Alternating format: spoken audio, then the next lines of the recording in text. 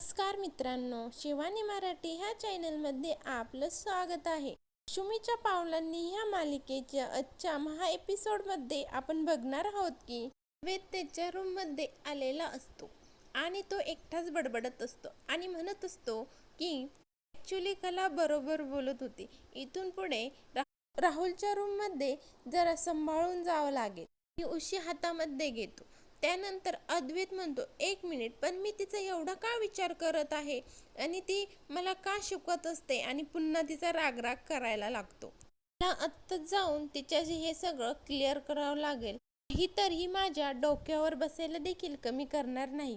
त्यानंतर अद्वैत कलाच्या रूममध्ये जातो, मात्र कला तिथे नसते आणि म्हणत असतो की आता ही कुठे गेली एवढ्या रात्रीची. कुठे भटकत असते काय माहिती आणि मागे फिरणार तेच कला येते आणि दोघांची धडक होते आणि कलाच्या हातातील पाण्याची कळशी खाली पडते आणि कला अद्वैतवर ओरडते आणि म्हणते की तू का आला आहेस इतक्या रात्री, तुझ्यामुळे हे सगळं पाणी सांडलं. आणि अद्वैत म्हणतो की तू विसरलीस का, हे माझं घर आहे आणि इतक्या रात्रीचं कोणी पाणी भरतं का. तर कला म्हणते की मी भरत असते आणि अद्वैत कलाला म्हणत असतो की पण मला अजूनही कळलं नाही, तू एवढी मोठी कळशी घेऊन कशासाठी आली आहे रूममध्ये. त्यावर कला म्हणते की कारण मला रात्री प्यायला पाणी लागतं. वेद म्हणतो की अगं मग तू फ्रीजमधून एखादी बाटली घेऊन आलीस ती पाण्याची. त्यावर कला म्हणते की मला फ्रीजमधलं पाणी नाही चालत. त्यावर कला म्हणते की तो माठ दिसत नाही का तुला.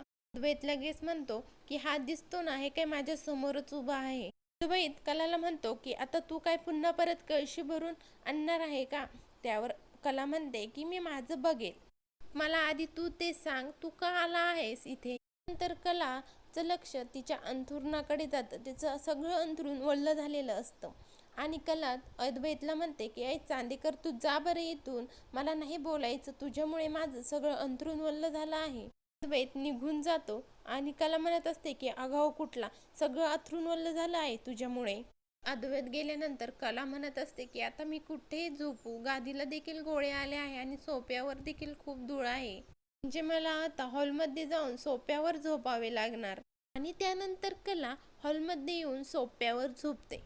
दुसरीकडे संगीता रोहिणीला फोन लावते आणि रोहिणी झोपेत असते आणि रोहिणी फोन वाजल्यानंतर उठते आणि म्हणते की आता लग्न झालं म्हणजे ही बाई केव्हाही फोन करणार का. आणि ती फोन उचलते आणि म्हणते की मिसेस खरे, हे काय आहे, एवढ्या रात्रीचं कोणी फोन करतं का. त्यावर संगीता म्हणते की आत्याबाई, मला माहिती आहे तुम्ही माझ्यावर रागावलात ते, पण माझं एकदा ऐकून घ्या ना. त्यावर रोहिणी म्हणते की एवढं सगळं घडल्यानंतर मला तुमचं काही एक ऐकायचं नाहीये, पण आता एनिवे बोला. गीता रोहिणीला म्हणते की मला माहिती आहे तुम्हाला हे लग्न मान्य नाहीये, पण मी तरी काय करणार होते हो. मी बघितलं ना, तुम्ही आमच्या घरी सगळेजण आला होतात तेव्हा मी स्वतः आबाजींना सांगितलं होतं की मला हे लग्न मान्य नाहीये, पण माझ्या नैनापुढे माझं काहीच चाललं नाही. रोहिणी म्हणते की झालं का तुमचं बोलून. संगीता म्हणते की नाही, माझी एक विनंती आहे. आणि संगीता म्हणते की माझ्या पोरींना काही देखील होऊ देऊ नका, माझ्या चुकीची शिक्षा त्यांना देऊ नका, त्यांना सुखाने संसार करू द्यात. मी तुम्ही सांगाल ते करेल, अंबाबाईची शपथ घेऊन सांगते तुम्हाला. त्यावर रोहिणी म्हणते की खरंच तुम्ही मी सांगाल ते खरंच करताल. त्यावर संगीता म्हणते की मी शब्द देते तुम्हाला, पुढे तुम्ही सांगाल ते करेल. रोहिणी म्हणते की ठीक आहे मिसेस खरे, आणि वेळ आली की सांगेल मी. आणि म्हणते की झोपा आता, गुड नाईट, आणि फोन ठेवून देते. आणि फोन ठेवल्यानंतर रोहिणी एकटीच बडबडत असते आणि म्हणत असते की ह्या मूर्ख बहिणा स्वतः तिच्या दोऱ्या माझ्या हातामध्ये दिल्या, आता मग मी ठरवेल हिला कसं नाचवायचं ते. दुसरीकडे दुसऱ्या दिवशी कला आणि रजनी नाश्त्याची तयारी करत असतात टेबलवर आणि कलाचं कंबर दुखत असतं सोफ्यावर झोपल्यामुळे. कला कमरेवर हात देऊन काम करत असते आणि रजनी तिच्याकडे बघतच असते.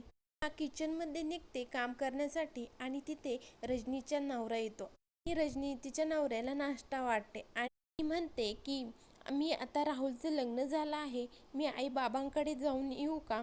आणि एवढं बोलताच तिच्या नवऱ्याला राग येतो आणि तो म्हणतो की ह्या पोह्यामध्ये मीठ घातलं आहे की मिठाची बरणीच ओतली आहे, किती खारट केले हे पोहे, तुला साधे पोहे देखील करता येत नाही, इतकी वर्ष झाले तरी देखील तू अजून पोहे शिकली नाहीस. आणि रजनीला नाही नाही ते बोलतो आणि तिथून निघून जातो. कला तिच्या मागे येऊन उभी राहिलेली असते आणि तो निघून गेल्यानंतर कला तिला म्हणत असते की रजनी मॅडम. त्यावर कलाकडे रजनी ओढून बघते आणि रजनी कलाला म्हणते की अगं कला, आपल्याकडून पोह्यामध्ये मीठ जास्त पडलं. त्यावर कला म्हणते की नाही रजनी मॅडम, मी पोहे खाऊन बघितले, मीठ अगदी बरोबर पडलेलं आहे. आणि कला रजनीला म्हणत असते की तुम्हाला माहेरी जायचं आहे ना. कला म्हणते की रजनी मॅडम जा ना तुम्ही माहेरी, इथली काळजी करू नका, इथलं मी सगळं सांभाळेल. त्यावर रजनी म्हणते की नाही, मला नाही जमणार, मला खूप कामे आहेत आणि यांच्या परवानगीशिवाय मी नाही जाऊ शकणार. त्यावर कला म्हणते की मी बोलू का श्रीकांत सरांशी. रजनी कलाला म्हणते की नको नको आग्रह करूस तू मला. एवढ्यात सोहम येतो आणि रजनीला म्हणतो की good morning I, good morning वहिनी, आणि म्हणतो की ब्रेकफास्टमध्ये काय आहे. रजनी म्हणते की तुझ्यासाठी पराठे केले आहे, मी आणते. आणि रजनी सोहमला पराठे वाटते आणि सोहम म्हणतो की थँक्यू, खूप छान वास येत आहे पराठ्यांचा. रजनी सोहमला म्हणते की सोहम, तू आज कुठे बाहेर जाणार आहे का. सोहम म्हणतो की हो. म्हणतो की काही काम होतं का तुझं, तुला हवं असेल तर मी घरी थांबतो. रजनी म्हणते की नाही अरे तसं काही नाही, मी आई आजीसाठी सुक्या मेव्याचे लाडू केले आहे, तेवढे फक्त तिला घरी नेऊन द्यायचे. त्यावर सोम एक्साइटमेंटमध्ये म्हणतो की काय, आई आजीकडे जायचं, मग तर मी 100% जाणार. त्यावर सोहम म्हणतो की आई आपण एक काम करू ना, आपण दोघेही जाऊयात. आणि म्हणत असतो की अगं किती काळ झाला मी तिकडे गेलोच नाहीये, चल आपण दोघेही जाऊयात. त्यावर रजनी म्हणते की नको तू जा. सोहम रजनीला म्हणतो की काय झालं, आपण जाऊयात ना. त्यावर रजनी म्हणते की नाही नको, मला भरपूर कामे आहेत, पण तू नक्की जा. आई आजीला आणि बाबांना बरं नाहीये, त्यांना थोडा अशक्तपणा आला आहे, ह्या सुक्या मेव्याच्या लाडूनी त्यांना जरा बरं वाटेल. सोहम म्हणत असतो की आई बाबा तुला काही म्हटले आहे का. त्यावर रजनी लगेच म्हणते की नाही सोहम, बाबा काहीच म्हटलेले नाहीये, मलाच खूप काम आहे, तू ब्रेकफास्ट कर आणि लगेच निघ. त्यावर सोहम म्हणतो की ठीक आहे जातो मी. आणि नाश्ता केल्यानंतर सोहम तिथून निघून जातो. आणि त्यानंतर अद्वैत खाली येतो आणि अंजूला आवाज देतो आणि म्हणतो की अंजू ब्रेकफास्ट दे. तेवढ्यात कलाच्या कमरेमध्ये चमक निघते आणि रजनी म्हणते की अगं काय झालं, खाली बस बरं तू आधी, काय झालं आहे तुला, मागासपासून बघते मी तू कमरेवर हात ठेवून फिरत आहे, काय झालं काय नक्की. त्यावर कला म्हणते की काही नाही रजनी मॅडम, एका माणसामुळे ना माझी कंबर लचकली. हे ऐकल्यानंतर अद्वैत मनातच म्हणत असतो की झालं पुन्हा हिचं नाटक सुरू, कुठल्या मुहूर्तावर हिच्या रूममध्ये गेलो होतो काय माहिती. त्यानंतर अद्वैत तिथून निघून जातो. त्यानंतर सर्वजण नाश्ता करण्यासाठी टेबलवर येऊन बसतात आणि अबा रजनीला म्हणतात की अद्वैत नाही आला नाश्ता करण्यासाठी आज. त्यावर रजनी म्हणते की आबा आज अद्वैत सकाळी लवकर निघून गेला आणि यांचा आणि सोहमचा देखील नाश्ता झाला आहे, तेही लवकरच बाहेर पडले. त्यानंतर रोहिणीला आबा म्हणतात की तुझी सुनबाई कुठे, आली नाही का ती नाश्त्याला. एवढ्यात नाही ना नाईट ड्रेसवरच खाली येते आणि सर्वांसमोर ती राहुलच्या गळ्यामध्ये हात घालून म्हणते की गुड मॉर्निंग बेबी. हे सगळं दृश्य बघितल्यानंतर सर्वांनाच ऑफवर्ड फील होतं आणि त्यानंतर ती खुर्चीवर येऊन बसते. कला कॉफी घेऊन आल्यानंतर नैना कलाला म्हणते की मला माझ्यासाठी ही कॉफी नको, एक माझ्यासाठी स्पेशल स्ट्रॉंग कॉफी आण. माझं आहे ना कालच्या ट्रेसमुळे आणि दगदगीमुळे ना डोकं खूप दुखत आहे, म्हणून मला दुसरी कॉफी घेऊन ये. नंतर कला बाकीच्यांना म्हणते की तुम्ही कंटिन्यू करा, कला आहे ना. आणि कलाला अगदी परफेक्ट माहिती आहे मला काय हवं आहे काय नको ते, तुम्ही कॅरी ऑन करा. त्यानंतर आबा नैनाला म्हणतात की धाकल्या सुनबाई, या घरामध्ये काही नेम आहे, तू काल आली त्यामुळे तुला माहिती नसेल आणि ते सगळ्यांसाठी सारखेच आहे. आणि ह्या कलाला आता जसं तुझ्याबद्दल सगळं ठाऊक आहे ना, आणि तसंच तिला ह्या घरच्या नियमांबद्दल देखील ठाऊक आहे.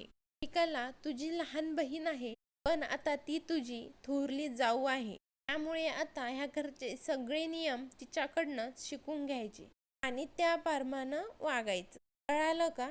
आणि त्यानंतर आबा सरोजला म्हणतात की सरोज, ह्या घरामध्ये जोपर्यंत नियम पाळले जाणार नाही तोपर्यंत माझा चहा नाश्ता जेवण माझ्या रूममध्ये आणून द्यायचं.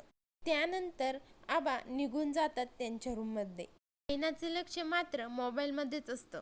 मालिकेची पुढील अपडेट भाग 2 मध्ये बघूयात. महा एपिसोडची पुढील अपडेट पाहण्यासाठी शिवानी मराठी चॅनलला सबस्क्राईब करा, लाईक करा. धन्यवाद.